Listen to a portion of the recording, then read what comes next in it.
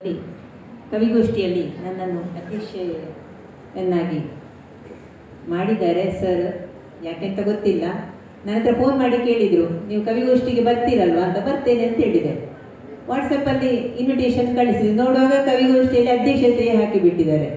ನನ್ನ ಫೋಟೋ ಅವರಿಗೆ ಹೇಗೆ ಸಿಕ್ಕಿದೆ ನಮ್ಗೆ ಗೊತ್ತಿಲ್ಲ, ನಾನಂತೂ ಕಳಿಸಿಲ್ಲ. ಆಭಾರಿಯಾಗಿದ್ದೇನೆ. ಇಲ್ಲಿ ವಾಚನ ಮಾಡಿದಂತಹ ಕವಿಗಳು ಅನುಭವಿಗಳು ಯಾರೇ ಆಗಿರ್ಬೋದು. ಡಾಕ್ಟರ್ ಸುರೇಶ್ ನೆಗಳಗುಳಿ, ನಾಗೇಂದ್ರ ಸರ್, ಜ್ಯೋತಿ ಬಾಳಿಗ, ಮಾಲತಿ ಶೆಟ್ಟಿಯವರು, ಪರಿಮಳ, ಅಶ್ವಿಜಾ ಇವರೆಲ್ಲ ಘಟಾನುಘಟಿಗಳೇ. ಕವನಗಳಲ್ಲಿ ಯಾವುದೇ ಸಾಹಿತ್ಯ ಪ್ರಕಾರಗಳಲ್ಲಿ ಪಳಗಿದವರು. ನಾನೊಂದು ನೆಪ ಮಾತ್ರ ಅಧ್ಯಕ್ಷತೆಗೆ ಅಷ್ಟೇ. ಹುಲ್ಲಾಗು ಬೆಟ್ಟದಡಿ ಮನೆಗೆ ಮಲ್ಲಿಗೆಯಾಗು, ಕಲ್ಲಾಗು ಕಷ್ಟಗಳ ಮಳೆಯ ವಿಧಿ ಸುರಿಯೆ, ಬೆಲ್ಲ ಸಕ್ಕರೆಯಾಗು ದೀನ ದುರ್ಬಲರಿಂಗೆ, ಎಲ್ಲರೊಳಗೊಂದಾಗು ಮಂಕುತಿಮ್ಮ ಅಂತೇಳಿ DVG ಅವರು ಹೇಳ್ತಾರೆ. ಇದನ್ನೇ ಪ್ರತಿಪಾದಿಸಿಕೊಂಡು ಹೋಗುವುದಂತಾದರೆ ಇಂತಹ ಈ ಒಂದು ಇವತ್ತಿನ ಈ ಸಂಭ್ರಮದ ಕಾರ್ಯಕ್ರಮದಲ್ಲಿ ಅನುಭವಿಸಿದ ಸಾರ್ಥಕತೆ, ಆ ಸಾರ್ಥಕತೆಯ ಮುಂದೆ ನಮ್ಮ ಯಾವುದೇ ಪ್ರಶಸ್ತಿ ಪುರಸ್ಕಾರಗಳು ಯಾವುದು ಲೆಕ್ಕಕ್ಕೆ ಸಿಗಲಾರದು. ಇದು ಮನದಾಳದಲ್ಲಿ ಸಿಗುವಂತಹ ಆ ಆತ್ಮತೃಪ್ತಿ ಇದೆಯಲ್ಲ, ಅದಕ್ಕೆ ಯಾವ ಪ್ರಶಸ್ತಿ ಪುರಸ್ಕಾರಗಳು ಬೇಕಿಲ್ಲ. ನಾವು ಹೇಗಿರ್ತೇವೆ ಅಂದರೆ, ನಾವು ಈ ಕ್ಷಣ ನಾವು ನೆಮ್ಮದಿಯಿಂದ ಇದ್ದರೆ ಅದುವೇ ನಮಗೆ ಪ್ರಶಸ್ತಿ. ನಾವು ಇನ್ನೊಬ್ಬರನ್ನು ಕೈ ತೋರಿಸಿ ಹೇಳುವಾಗ ಆ ಬಾಕಿ ಬೆರಳುಗಳು ನಮ್ಮನ್ನೇ ತೋರಿಸ್ತವೆ. ಹಾಗಾಗಿ ನಾವು ಇತರರನ್ನು ಯಾರನ್ನು ಕಡೆಗಣಿಸದೆ ನಮ್ಮೊಳಗೆ ನಮ್ಮ ಒಟ್ಟೊಟ್ಟಿಗೆ ಸಾಧ್ಯವಾದರೆ ಸೇರಿಸಿಕೊಂಡು ಬಾಳುವುದನ್ನು ಕಲಿಬೇಕು. ಮುನ್ನಡೆ ಇಡುತ್ತಾ ಹೆಜ್ಜೆ ಸಾಗಿದಾಗ ಅದುವೇ ನಮ್ಮ ಮಾನವತಾ ಸ್ವಭಾವವು ಮಾನವೀಯತೆಯಾಗಿ ಮಾರ್ಪಡುತ್ತದೆ.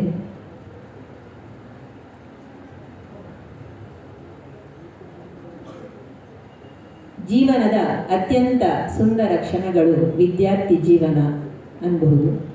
ಈ ವಿದ್ಯಾರ್ಥಿ ಜೀವನದಲ್ಲಿ ನಾವು ನಮ್ಮ ಗುರಿಯನ್ನು ಚೆನ್ನಾಗಿ ಅಳವಡಿಸಿಕೊಳ್ಬೇಕು. ನಾನು ಯಾಕೆ ಕವಿಗೋಷ್ಠಿಯ ಸಣ್ಣ ಸಣ್ಣ ವಿಷಯಗಳನ್ನು ಅವರ ವಾಚನದ ಸಮಯದಲ್ಲಿ ಹೇಳಿದ್ದೇನೆ. ಕವನ ಹುಟ್ಟುವುದು ಅದು ದೈವ ಪ್ರೇರಣೆ.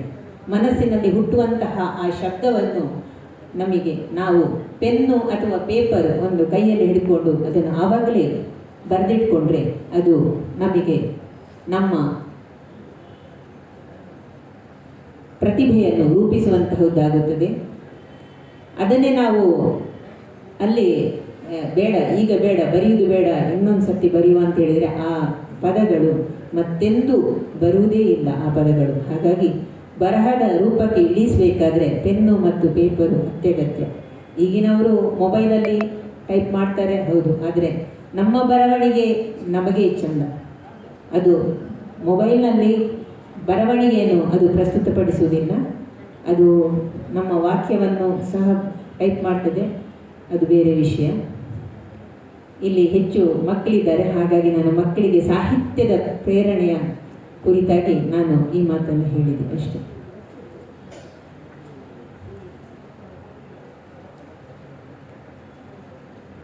ನಾನು ಚಿಕ್ಕವಳಿರುವಾಗ ನಾನು ಸಹ ಸಾಹಿತ್ಯ ಪ್ರೇಮಿ ಆಗಿರಲಿಲ್ಲ. ಬಹುಶಃ 7ನೇ ಕ್ಲಾಸಲ್ಲಿರುವಾಗ ನಮಗೆ ನಮ್ಮ ಸಮಾಜಶಾಸ್ತ್ರ ಉಪನ್ಯಾಸಕರು ಅಂದರೆ ಒಂದು ಸ್ವಲ್ಪ ಬಿಡುವಿರುವಾಗ ಯಾರಾದರೂ ಹಾಡುವವರಿದ್ದರೆ ಹಾಡಿ ಅಂತ ಹೇಳ್ತಾಯಿದ್ರು. ಪಾಠ ಆದಮೇಲೆ ಆವಾಗ ಹಾಡಲಿಕ್ಕೆ ಅಂತೇಳಿ ನಮಗೊಂದು ಸ್ಟೇಜ್ ಅಂದರೆ ಏನಾದರೂ ಅದೇ ಈಗ ಇಲ್ಲಿ ನೋಡಿ ಆ ಮಕ್ಕಳು ಹಾಡಿ ಕುಣಿದ್ರಲ್ಲ, ಅವರ ಆ ಪ್ರತಿಭೆಯನ್ನು ನೋಡುವಾಗ ನಮ್ಮದು ಏನೂ ಅಲ್ಲ. ಅಂತಹ ವೇದಿಕೆ ಅವರಿಗೆ ಒದಗಿಸಿದ್ದಾರಲ್ಲ, ಅದಕ್ಕೆ ಅವರ ಸಂಘಟಕರಿಗೆ ಆಭಾರಿ ಎನ್ನಬೇಕು. ಅಂತಹ ವೇದಿಕೆ ಒಂದು 50-60 ಮಕ್ಕಳಿರುವ ಒಂದು ಕ್ಲಾಸಿನಲ್ಲಿ ಹಾಡಲಿಕ್ಕೆ ಅನುವು ಮಾಡಿಕೊಡುವಾಗ ನಾವು ಹೋಗಿ ಹಿಂದಿನ ಚಲನಚಿತ್ರ ಗೀತೆಯನ್ನು ಹಾಡ್ತಾ ಇದ್ದೆವು. ಹಾಗಾಗಿ ಅವಕಾಶಗಳನ್ನು ಸಿಗುವಾಗ ಬಳಸಿಕೊಳ್ಳುವುದು ಉತ್ತಮ ವ್ಯಕ್ತಿತ್ವಕ್ಕೆ ನಾಂದಿಯಾಗ್ತದೆ ಅಂತೇಳಿ ಹೇಳ್ತಾ, ಸಮಯ ಮಿತಿ ಮೀರ್ತಾ ಇದೆ ಅಂತ ಹೇಳ್ತಾ ಇದ್ದಾರೆ ಆಗಲೇ ಸಂಘಟಕರು. ಹಾಗಾಗಿ ನಾನು ನನ್ನ ಕವನವನ್ನು ಒಂದಿಷ್ಟು ವಾಚನ ಮಾಡಿ ವಿರಮಿಸ್ತಾ ಇದ್ದೇನೆ. ಕವಿಗೋಷ್ಠಿಯೊಳು ಒಂದು ಕವನ ಬರೆಯದೇ ಇರಲು ಮನವೆಲ್ಲ ಭೂಭಾರವು. ಕವಿಗೋಷ್ಠಿಯೊಳು ಒಂದು ಕವನ ಬರೆಯದೇ ಇರಲು ಮನವೆಲ್ಲ ಭೂಭಾರವು. ಕೃಷ್ಣನೊಲುಮೆಯ ಬಲ್ಲ ಜನರೆಲ್ಲ ಅಲ್ಲಲ್ಲಿ ಹೇಳುವ ಮಾತು ಬಲು ಮುದವು. ವರುಣನ ಕಪಿಮುಷ್ಟಿಯ ಒಳಗೆ ಸಿಲುಕಿರಲು ಯಾದವರು ಕಿರುಬೆರಳಿಂದೆತ್ತಿ ರಕ್ಷಿಸಿದನೆ. ಬಲ್ಲವ ಬಲ್ಲನು ಅರಿಯದೆಯೇ, ಬಲ್ಲವ ಬಲ್ಲನು ಅರಿಯದೆಯೇ ನಿಂತರೆ ಜಗದಲ್ಲಿರುವ ಈ ಬಾಳು ಅತಿ ಶೂನ್ಯವೇ, ಈ ಬಾಳು ಅತಿ ಶೂನ್ಯವೇ. ಒಳಗಿನ ಆತ್ಮದ ತುಡಿತಗಳ ಬಲ್ಲವನು ಬಾಳಲ್ಲಿ ಯಾರನ್ನೂ ನೋಯಿಸನು. ಒಳಗಿನ ಆತ್ಮದ ತುಡಿತಗಳ ಬಲ್ಲವನು ಬಾಳಲ್ಲಿ ಯಾರನ್ನೂ ನೋಯಿಸನು. ಒಂದಾಗಿ ಬಾಳುವ ಗುಟ್ಟು, ಒಂದಾಗಿ ಬಾಳುವ ಗುಟ್ಟು ಅರಿತಿಹ ಈ ಕಾಯ ಮಣ್ಣಲ್ಲಿ ಮಣ್ಣಾಗಿ ಹೋಗದಿರುವುದೇ. ಜನನಿ ಜನ್ಮಾರಭ್ಯ ಭುವನ ಮನೋಹರಿ, ಜನನಿ ಜನ್ಮಾರಭ್ಯ ಭುವನ ಮನೋಹರಿ. ನಮ್ಮಿ ಭರತ ಮಾತೆ, ನಮ್ಮಿ ಭರತ ಮಾತೆ. ಕುಣಿದು ನಲಿದಿಹ ಈ ಪುಣ್ಯಭೂಮಿ, ಕುಣಿದು ನಲಿದಿಹ ಈ ಪುಣ್ಯಭೂಮಿ. ಎಂದೆಂದು ಇರಲಿ ಸಂಪ್ರೀತೆ, ಎಂದೆಂದು ಇರಲಿ ಸಂಪ್ರೀತೆ.